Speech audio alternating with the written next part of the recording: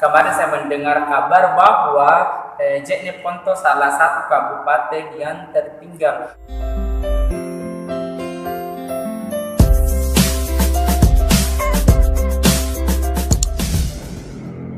Welcome back to Bahas TV. Jadi hari ini kita kembali berbincang-bincang mengenai kabar yang mungkin di telinga saya sangat, di telinga saya sangat tidak mengenakan. Kemarin saya mendengar kabar bahwa Jeneponto salah satu kabupaten yang tertinggal.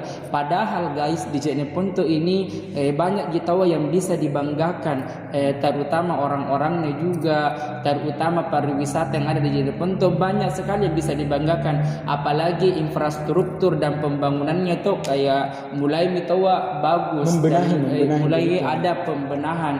Jadi Jeneponto ini tidak bisa dikatakan termasuk daerah tertinggal gitu loh, karena apalagi my academy itu it's very city beautiful. Jadi maksudku kayak ini adalah salah satu kabupaten yang unik menurut saya, karena kenapa ada banyak hal unik yang bisa didapat di Jeneponto. Iya, nah mungkin kenapa Jeneponto dicap sebagai daerah yang tertinggal, mungkin salah satu perspektif orang luar tentang Jeneponto itu Pak Bambangan Natolo. Nah mungkin itu yang membuat pikiran mereka bahwa Jeneponto termasuk Jeneponto termasuk daerah yang tertinggal. Jadi untuk itu teman-teman, marilah kita kemudian membuktikan bahwa kita sebagai warga Jeneponto mampu bersaing dengan kabupaten-kabupaten lainnya dengan cara membangun, menjaga sarana dan prasarana yang ada di Jeneponto ini. Jadi mari kita menjaga dan melestarikan budaya, infrastruktur, tempat wisata dan lain sebagainya, supaya bagaimana kita mampu bersaing juga dengan kabupaten-kabupaten yang lainnya. Nah mungkin salah satu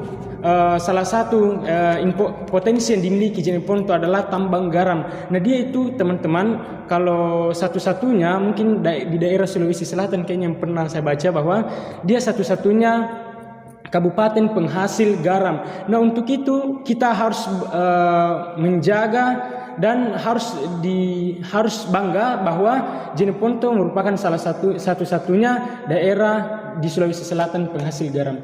Ya, tidak bisa dikatakan juga salah satunya karena daerah Pangkep juga menghasilkan. Jeneponto itu urutan kedua penghasil garam terbanyak. Jadi yang pertama itu Pangkep, terbanyak untuk penghasil garamnya.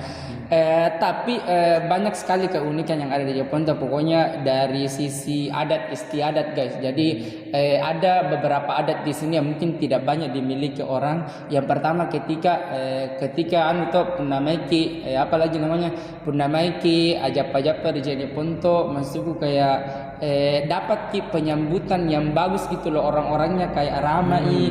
Maksudku beda, maksudnya kayak masuk penyambutannya sama orang itu beda sekali tuh. Jangan pokoknya datang ke saja di Jeneponto, rasakan sendiri bagaimana. Bahkan kalau tamu baru itu yang datang tuh napotongkan ki ayam tuh jangan pasti bagus sekali di Jeneponto. Dan juga itu masyarakatnya Jeneponto itu murah senyum, kayak Kak Bahar ini, dia itu murah senyum. Bukan murah senyum, selalu senyum. Ya, dan salah satu potensi yang dimiliki Jeneponto juga adalah dia itu punya PLTB atau pembangkit listrik tenaga bayu. Nah ini juga menjadi salah satu objek wisata. Jadi teman-teman ketika ingin berkunjung ke Jeneponto, maka singgahlah ke PLTB karena di sana itu pemandangannya sangat bagus, sehingga jadi orang-orang yang kayak selegram begitu bisa mungkin mendapatkan shoot foto yang sangat keren. Oke, seperti itu dia. Bukan hanya PLTB teman-teman yang ada di Jeneponto, dan juga ada yang namanya PLTU atau pembangkit listrik tenaga uap.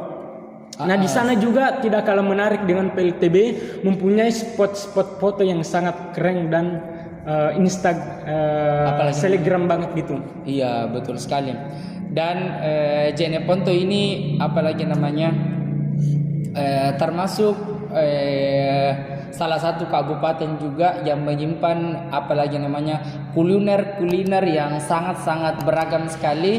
Yang pertama rokok-rokok cangkuning. Nah ini rokok-rokok cangkuning ini guys, Enak Enak sekali banget, ya, tuh. enak Jangan ada kelaparan di dalam sama gulana, kalau dicoba tuh pasti masih mau ki. Kemudian yang paling khas adalah coto Makassar. Coto Kuda. coto kuda. Nah, coto kuda. Nah, biasanya coto Salah kuda cicak, ini guys. biasanya ini guys, kalau coto kudanya tuh biasanya ada itu coto kuda sama gantala biasanya disediakan pada saat ada orang kayak kawinan, ada orang sunatan, itu disediakan begitu kalau coto kuda begitu.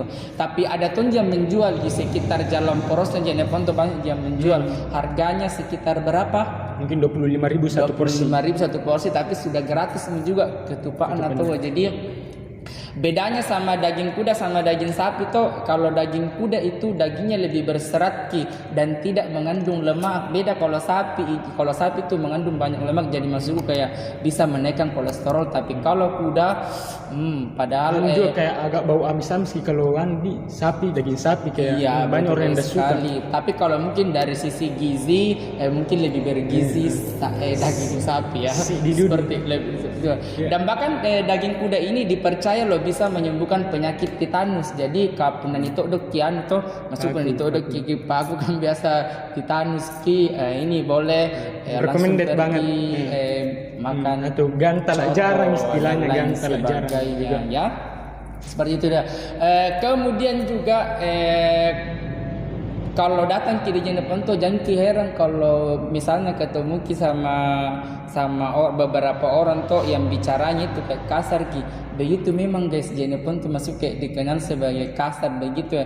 Tapi pun apalagi namanya didapat nih hatinya deh orang Jeneponto itu. Tak liliu baji kering. Pokoknya orang Jeneponto tuh baik mama. Contohnya saya ini ya maksudku bukan membanggakan diri, tapi orang Jeneponto itu pokoknya bagus sekali. Tuh jangan datang lagi di rumah pasti nato anak ki.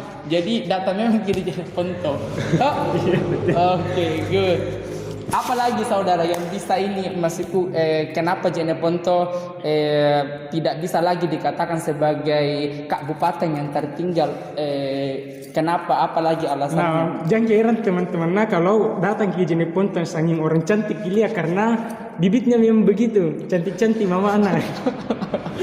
Ya lumayan, ya itu juga salah satunya. Lumayan maksudku perempuannya unik-unik juga. Tapi kebanyakan memang orang apalagi namanya orang tidak maksudku tidak mencungi hidungnya tuh. Tapi bagus orang Jeneponto. Iya, manis-manis tuh orangnya. Pokoknya bagus aja Jeneponto. Kemudian alasan yang paling bisa diambil juga kenapa Jeneponto sudah tidak dikatakan lagi apalagi namanya kabupaten tertinggal, karena ada salah satu pariwisata di Jeneponto namanya Lembah Hijau pernah memenangkan award pada tahun 2016. Ini menunjukkan bahwa di Jeneponto banyak apalagi potensi alamnya yang sangat the best gitu loh. Dan kemudian saya dapat kabar juga kemarin sudah dapat Adipura, jadi tidak bisa lagi dikatakan Jeneponto adalah kabupaten yang tertinggal seperti itu dia. Dan saya rasa di Jeneponto ini sudah banyak juga anak mudanya yang sudah berprestasi dan mudah-mudahan kita berdua termasuk di dalamnya ya. Amin ya rabbal alamin. Kita bangun Jeneponto bersama-sama. Seperti itu dia. Apalagi di Jeneponto juga dikenal orangnya Islami, agamais gitu loh. Jadi kalau datang ke Jeneponto itu masya Allah lumayan banyak orang yang agamais. Satu-satunya kabupaten yang tidak ada gerejanya Iya betul. Dan di kabupaten juga salah satu yang mungkin bisa dikatakanlah 0,0% orang Kristen di sini. Jadi mayoritas orang Islam. Jadi masya Allah dikenal juga dengan agamaisnya ya. Seperti itu dia. Bukan berarti kita harus kayak harus bersikap rasisme terhadap agama lain, tapi tidak. Tetap kita kayak hidup secara rukun, hanya saja harus tetap toleransi begitu. Iya seperti itu dia. Tapi yang unik juga di Jeneponto ini uang panaiknya tuh lumayan mahal juga guys. Jadi yang cari jodoh di Jeneponto itu siap-siapkan ki uang panaik banyak-banyak karena mahal-mahal ki. Banyak juga. Kenapa mahal? Karena adatnya memang seperti itu di sini ya. Bahkan pemecah rekor kemarin uang panai termahal itu kayaknya Jeneponto yang pernah ada satu perempuan yang Bupati yang baru menikah. yang di apa lagi namanya, yang diberikan mahar itu 1 miliar guys. Jadi itu dia. Kemarin ada di Shopee juga, tapi enggak tahu dia lumayan mahal juga. Tapi di sini Jane Ponto lumayan mahal juga uang panaiknya. Seperti itu dia.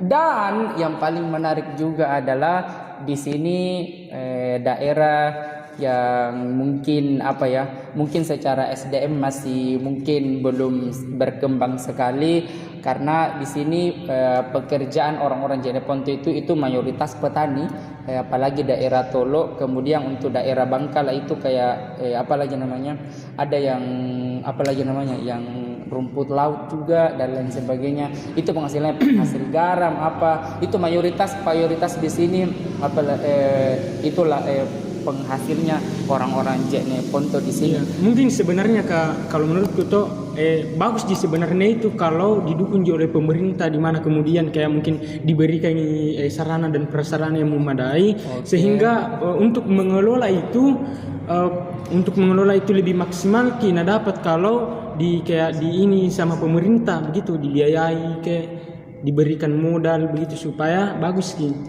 Gitu.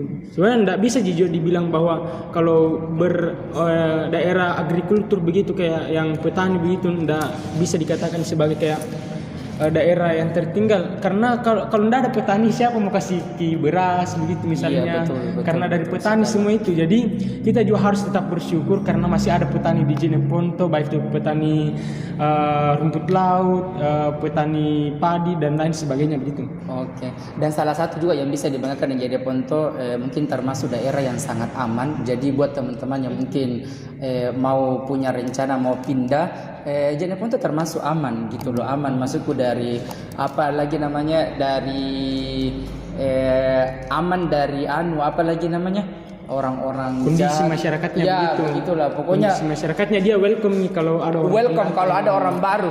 Pokoknya itu yang ku bilang tadi tuh, Jane Ponto itu ramah-ramah, orangnya serius. Pokoknya kalau datang ke rumah dia jangan bilang, karena kenapa saya bilang begitu, karena banyak teman saya orang Bugis, dia itu banyak bercerita tentang Jane Ponto bahwa orang Jane Ponto itu dikenal ramah tamah, artinya kayak apa welcome, biar kayak orang apa tuh pokoknya kayak Maiki, Tabe, masuk kayak menghargai sekali begitu pokoknya kayak beda sekali dengan kabupaten lain lah, bukan mencela kabupaten lain, tapi maksudku setiap kabupaten ada keunikannya masing-masing.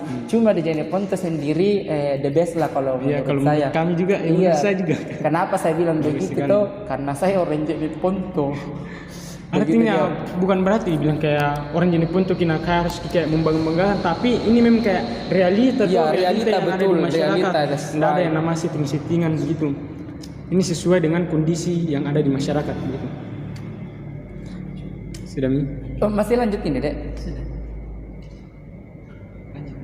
Lanjut.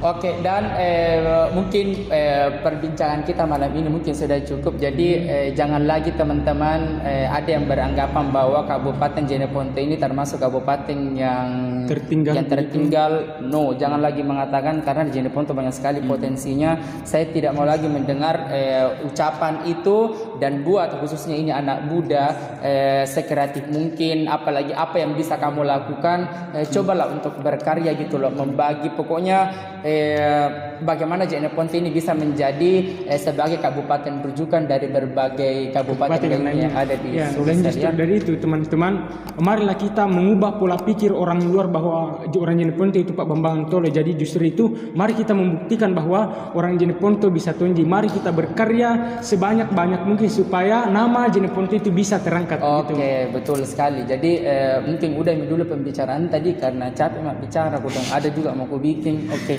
Assalamualaikum warahmatullahi wabarakatuh.